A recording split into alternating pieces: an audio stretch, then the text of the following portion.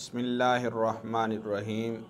Programme आगाही के साथ मैं हूं आपका मेज़बान मोहम्मद हफ़ीज़ुल्लाह फ़ारूकी।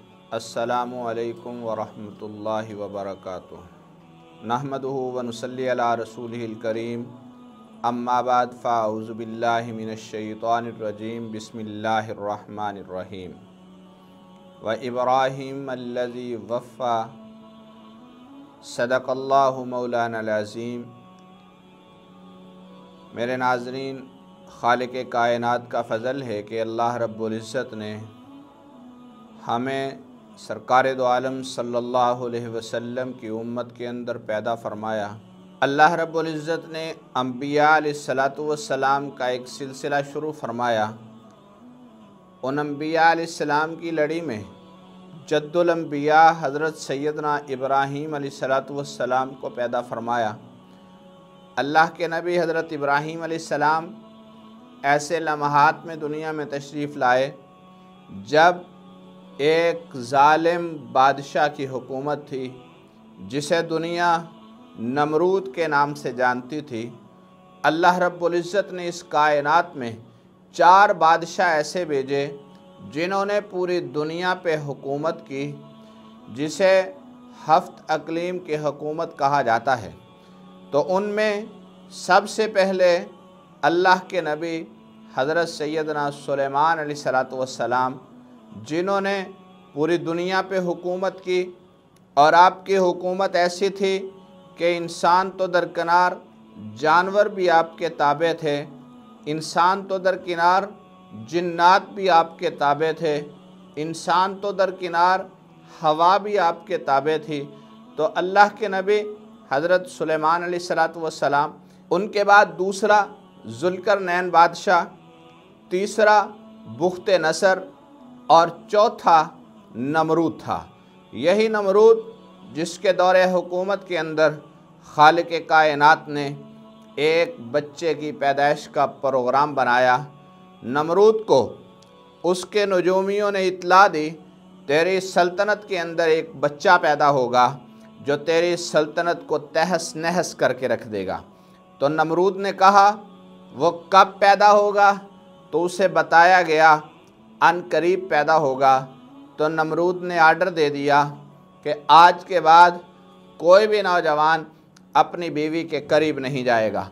यानी उसने ये प्लान तरतीब दिया कि मियाँ और बीवी आपस में मिलेंगे नहीं और फिर बच्चे की पैदाइश नहीं हो सकेगी। एक दिन जब नमरूद ने ये आर्डर दिया तो हज़रत इब्राहीम अलैहिस्सलातु वस्सलाम का जो वालिद था वो नमरूद की फ़ौज का फ़ौजी था।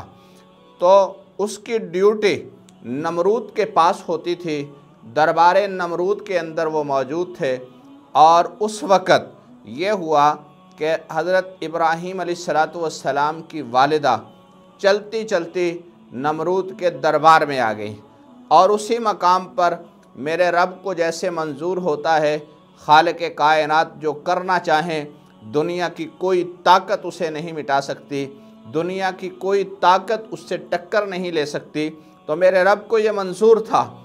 अल्लाह रब्बुल इज़्ज़त की मंजूरी को सामने रखते हुए आज हज़रत इब्राहीम अलैहिस्सलाम के वालिद और वालदा दोनों मियाँ बीवी के हुकूक़ को पूरा करते हैं। और जब सुबह होती है, बादशाह वक़्त नमरूद ने सवाल किया, ज़रा मुझे बताया जाए कि माहौल कैसा है, हालात कैसे हैं, आया वो बच्चा कब पैदा होने वाला है।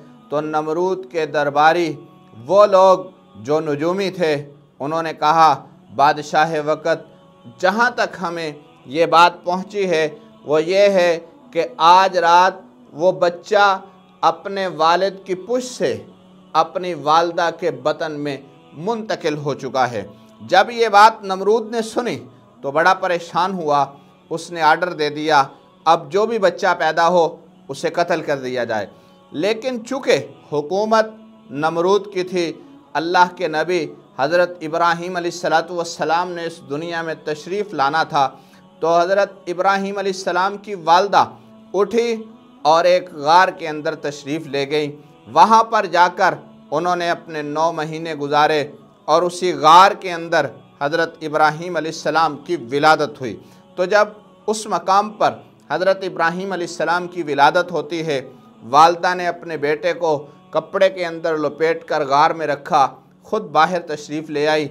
जब वापस तशरीफ़ लेकर जाती हैं तो देखती हैं सामने पत्थर पड़ा हुआ है और उस पत्थर को हटाने लगे तो पत्थर बिल्कुल मोम हो जाता है और ख़ुद ब खुद गार से पीछे हट जाता है। आप अंदर तशरीफ़ ले गई, आपको महसूस हुआ कि जिस बच्चे के बारे में ये पेशीन गोई की जा रही थी, मुझे महसूस होता है कि यही मेरा बेटा है। और उस वक़्त हज़रत इब्राहीम अलैहिस्सलाम की वालिदा जब उस मकाम पे पहुँचती हैं, अल्लाह रब्बुल इज़्ज़त ने हज़रत जिब्राईल अलैहिस्सलाम को भेजा, जाओ मेरे नबी इब्राहीम खलीलुल्लाह अब भूखे और प्यासे हैं, जाकर उनकी भूख और प्यास का इंतज़ाम किया जाए। तो जब हज़रत जिब्राईल अलैहिस्सलाम तशरीफ़ लाए, आपकी दोनों उंगलियां मुंह में डाली गई। एक उंगली से अल्लाह रब्बुल इज़्ज़त ने दूध का चश्मा जारी फरमाया, दूसरी उंगली से मेरे रब ने शहद का चश्मा जारी फरमाया। तो ये हज़रत सैयदना इब्राहीम अलैहिस्सलातु वस्सलाम थे कि जिन्हें इब्तिदा के अंदर ही मेरे रब ने अपने करम के अंदर रखा, अपनी निवाज़शात के अंदर रखा।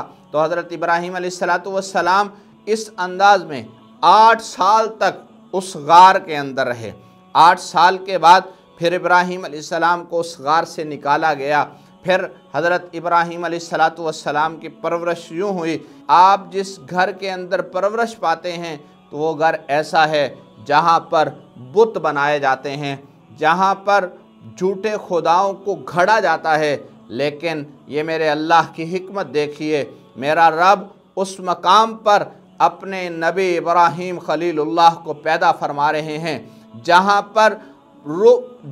पर बुत बनाए जा रहे हैं, जहाँ पर मेरे रब के शरीक खड़े किए जा रहे हैं, जहाँ पर मेरे रब के शरीकों को बनाया जाता है अपने हाथों से।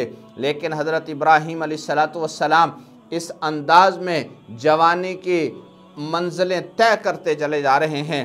बादशाह वक़्त नमरूद देखता है कब वो वक़्त आएगा कि मेरा तख्ता उलटने के लिए वो एक बच्चा मेरे सामने आएगा।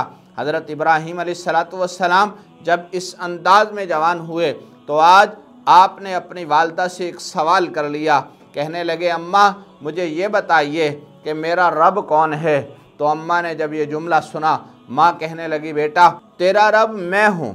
तो माँ ने जब ये बात कही तो हज़रत इब्राहीम अलैहिस्सलाम ने दूसरा सवाल कर दिया, अम्मा आपका रब कौन है। तो माँ कहने लगी बेटा मेरा रब तेरा बाप है। अच्छा अम्मा ये बताइए मेरे बाप का रब कौन है। तो कहने लगी बेटा तेरे बाप का रब नमरूद है। तो फरमाया अम्मा ये बताइए नमरूद का रब कौन है। जब इतना जुमला माँ ने सुना, माँ कहने लगी बेटा ऐसी बातें नहीं करते, तू बच्चा है अभी ऐसे बातें नहीं करते। तो जब ये बात हज़रत इब्राहीम अलैहिस्सलाम ने सुनी, आपने फरमाया अम्मा ऐसे मत कहिए, मुझे यह बताइए कि हमारा रब कौन है, हमारा पालनहार कौन है, हमें पैदा करने वाला कौन है, हमें आँखें देने वाला कौन है, हमें हाथ देने वाला कौन है, इस आसमान और ज़मीन को खड़ा करने वाला कौन है। जब माँ ने ये सारी बातें सुनी बड़ी परेशान हुई। शाम को बाप घर आया, कहने लगी आपका बेटा ये बातें करता है। तो कहने लगा ऐसी बातें दोबारा मत करना। तो हज़रत इब्राहीम अलैहिस्सलाम चूँकि जद्दुल अंबिया थे, खालिक़ कायनात ने आपके हाथों से बुतों के टुकड़े करवाने थे, अल्लाह रब्बुल इज़्ज़त ने आपके हाथों से अपनी तौहीद का डंका बजाना था। तो खालिक़ कायनात ने इब्तिदा ऐसे अंदाज से की कि नमरूद की हुकूमत में खलबली मच जाती है। तो मेरे नाज़रीन, अल्लाह के नबी हज़रत इब्राहीम अलैहिस्सलातु वस्सलाम आज जिनके नाम पे हम कुर्बानी करते हैं, आज जिनका तज़किरा दरूद इब्राहीमी में नज़र आता है, आज मेरे और आपके आका व मौला हज़रत मुहम्मदुर रसूलुल्लाह सल्लल्लाहु अलैहि वसल्लम जिनकी ज़ात पे हम अपना तन मन धन कुर्बान करने के लिए खड़े हो जाते हैं, वो हस्ती जिन्हें मोहब्बत की निगाह से देखती है, वो हस्ती जिनके बारे में खलीलुल्लाह का लक़ब रखती है, वो हस्ती जिन्हें आला मकाम देती है, उस हस्ती को अगर हम देखते हैं वो हमें यही तरबियत देती है, वो हमें यही दावत फ़िक्र देती है कि जद्दुल अंबिया हज़रत इब्राहीम अलैहिस्सलाम ने वक़्त के बादशाह नमरूद से टक्कर ली। टक्कर कैसे ली इसका तज़किरा इंशाअल्लाह आगे प्रोग्राम में आएगा, लेकिन अभी मैं सिर्फ़ इतनी बात कहूँगा कि हज़रत इब्राहीम अलैहिस्सलाम की पैदाइश ऐसे अंदाज में हुई, मेरा रब है जो चाहता है वो करता है, उसके सामने कोई भी खड़ा नहीं हो सकता। मेरा अल्लाह जब चाहे मैंने किसी को पैदा करना है, दुनिया की कोई ताकत रोक नहीं सकती। मेरा अल्लाह जिस उमूर को सरअंजाम देना चाहे अल्लाह रब्बुल इज़्ज़त उसे सरअंजाम दे देते हैं और मेरे रब के फ़ैसले को कोई तोड़ नहीं सकता। तो अल्लाह के नबी हज़रत इब्राहीम अलैहिस्सलाम ने बुतों को तोड़ा, हज़रत इब्राहीम अलैहिस्सलाम ने बुतों के टुकड़े किए, हज़रत इब्राहीम अलैहिस्सलाम ने बुतों को पाश पाश किया। तो आज मुझे और आपको भी यही सबक है कि हम अपने अल्लाह को अपना इला और मुश्किल कुशा समझें और रब के अलावा किसी और के सामने जाने से गुरेज करें। यही दावत है, यही हमारा उसूल है, यही हमारा मोटो होना चाहिए। इसलिए आज के दौर के अंदर अगर कोई कहे कि हम इस्लामाबाद की सरज़मीन पर मंदिर बनाने जा रहे हैं, अगर कोई मेरा वफाकी वज़ीर खड़ा होकर या मेरा पार्लिमानी सेक्रेटरी खड़ा होकर ये बात कहता है कि हमें मंदिर के बनाने से कोई नहीं रोक सकता, ये इस्लाम है। जब इस्लाम आया अल्लाह रब्बुल इज़्ज़त ने बाकी सारे अदियान को ख़त्म कर दिया। अल इस्लाम तहदिमु मा काना क़ब्लहु, सरकार दो आलम सल्लल्लाहु अलैहि वसल्लम ने फरमाया जब इस्लाम आ गया अब पिछले तमाम अदियान का ख़ात्मा हो गया। कोई ईसाईयत नहीं चलेगी, कोई यहूदियत नहीं चलेगी, कोई नसरानियत नहीं चलेगी, इस मकाम पे कोई और मज़हब नहीं चलेगा, सिर्फ़ और सिर्फ मज़हब इस्लाम चलेगा।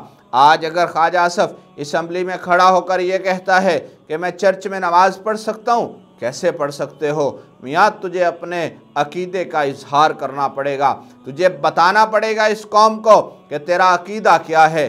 ये पाकिस्तान की असम्बली इस्लामी जमहूरिया पाकिस्तान की असम्बली है, इसके अंदर ला वही चलेगा जो कुरान और सुन्नत से होगा, इसमें कानून वही चलेगा जो मेरे रब के फरमान के मुताबिक होगा, मेरे पाक पैगम्बर अलैहिस्सलातु वस्सलाम के फरमान के मुताबिक होगा।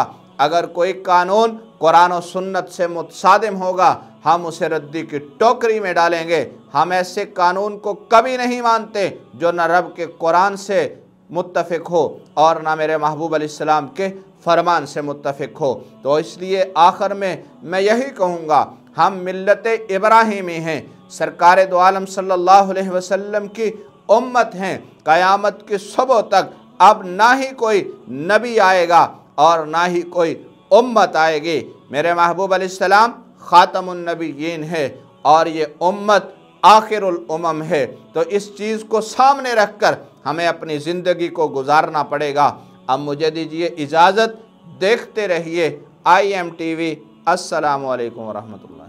अगर आपने अभी तक हमारा चैनल सब्सक्राइब नहीं किया है तो फौरन इस सब्सक्राइब के बटन पर क्लिक कर दें और साथ ही बने बेल आइकन पर भी क्लिक कर दें ताकि हमारे चैनल की तरफ से आने वाली तमाम लेटेस्ट अपडेट्स आप तक बर वक्त पहुंच सकें। बहुत शुक्रिया।